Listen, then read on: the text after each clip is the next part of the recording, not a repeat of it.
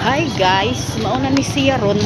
Galisod ko, nagkayuring ko kay nato diri sa Mercado Karaan diri sa Naga City Cebu pa, di Naga kuan sa to dapita. Nagkayuring ting kumpra manggod niya. Wala na ikuan ba, wala na kanang init. So, ay sorry. Mao ni kapit ako maabot ni kuan ni Baliling guys. Galisod bi ako kuan nang sana galisod ko og kanang kuan ni Baliling butang kay butang naman naglisod ko butang sa kuang kinumpra kay ubay-ubay ni siya. Kuan ni siya, sudan ni siya karon, sudan para ugma, sudan para ugma sa udto. So tingog na ni siya. Kay kapoy kaayo. Sige taglakaw kada adlaw. Sige palit og sudan.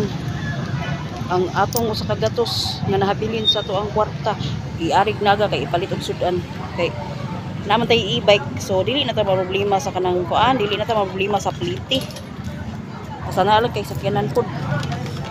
Kining ako ang e-bike, dili ka ba problema sa kuryente, sa gas, kay di kuryente naman po ni siya.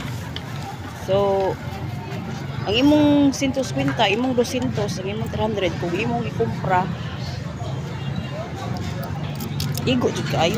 Kay makapalit mo kadto og 20 nga pangkong, 20 nga lugbati. So sudan na, diba? Ang imong kanang 100 di sulit kaayo. Pwede pa na maugmaan. Basta na lang kay kanang mantika, suka, patis sa balay daan. Pero ang kanang imong 100, tinudo na siya og kanang kuan palit. Usahay luto na lang daan kay diri gud makapalit ka og naay 15 nga manok. Kung duha ra mo ka tawo kanang 100 sakto ra jud kay na usa ra sa nagakanan. Kay na may baligya kanang manok nga tag 35, tag 45 kung duha ra mo. Di ang kanang 100 sakto ra jud kaayo na.